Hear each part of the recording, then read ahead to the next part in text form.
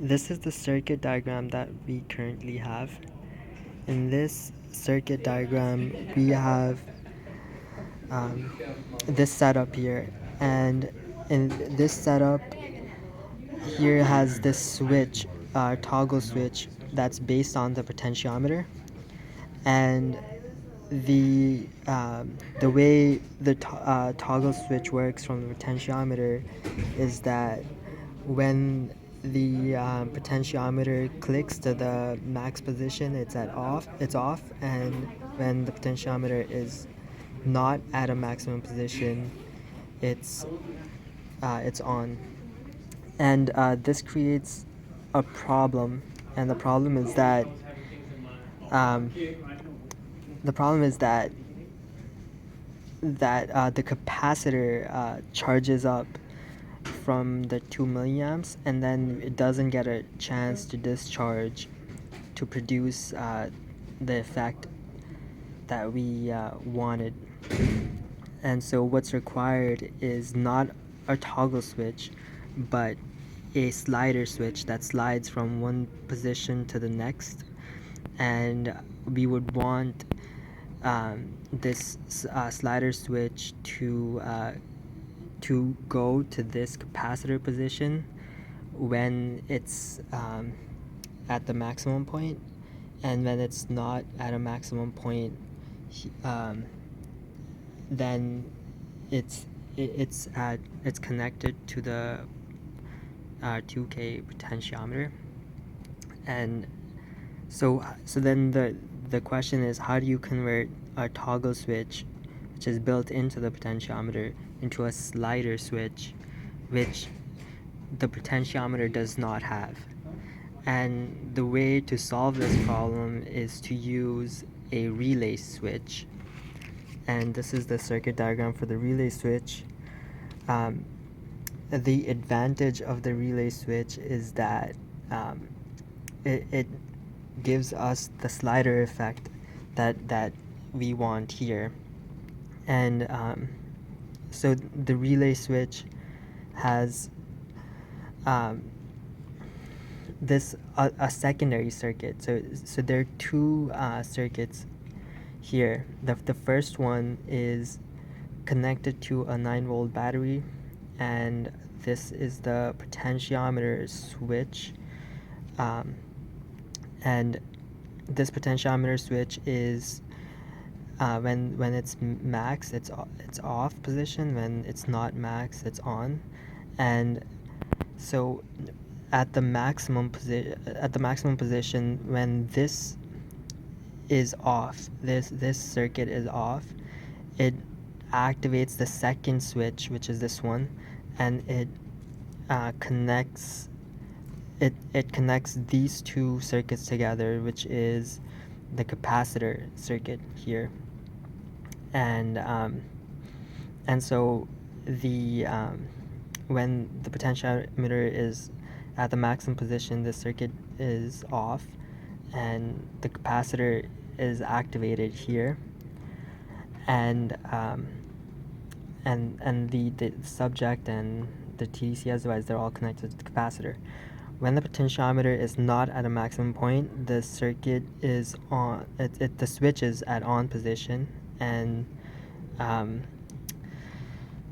this switch, controlled by the relay switch, is connected to this point here, which is going to the potentiometer 20K and not connected to the capacitor. And the advantage of this circuit diagram is that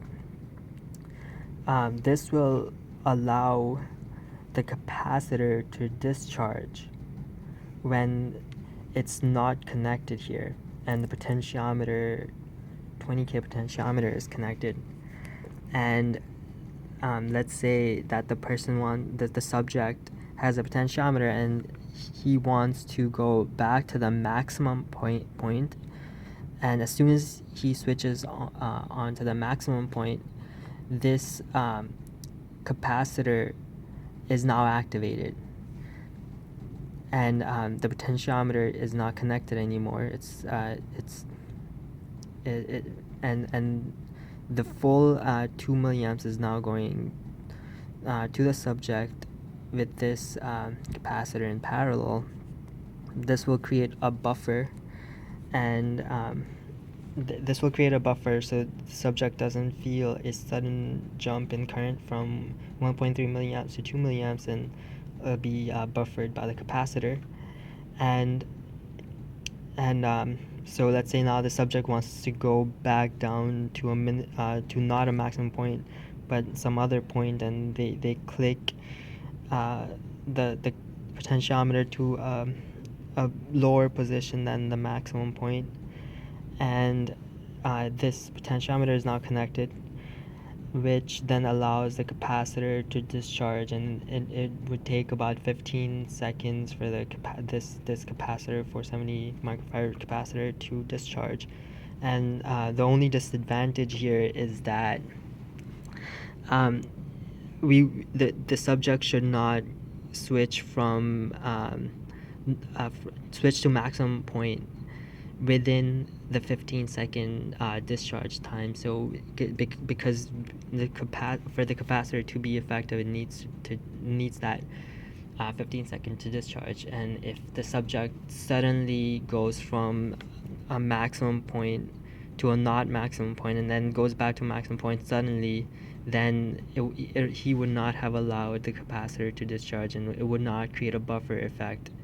But let's say the subject does allow 15-second discharge,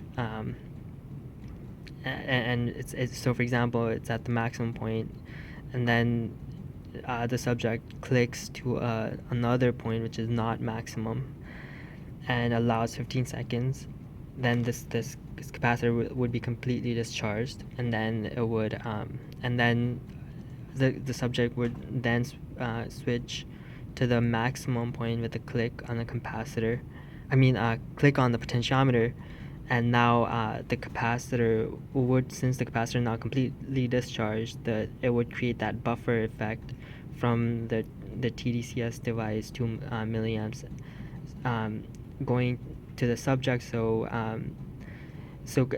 from the jump from 1.3 milliamps to 2 milliamps would be buffered by the capacitor, and so it would take about 15 seconds to go from 1.3 to 2 milliamps. And so is this safe? Because now we have added a 9-volt battery to run the relay switch. It is safe because the 9-volt battery is connected to this circuit, which is completely different than this circuit, and it's not, these two circuits are not connected. And can something else be used? Yes. So transistors can produce a similar effect to a relay switch. Transistors are smaller also compared to relay switches, and I can experiment with those as well. So this was it. This was the breakdown and the update of the circuit diagram.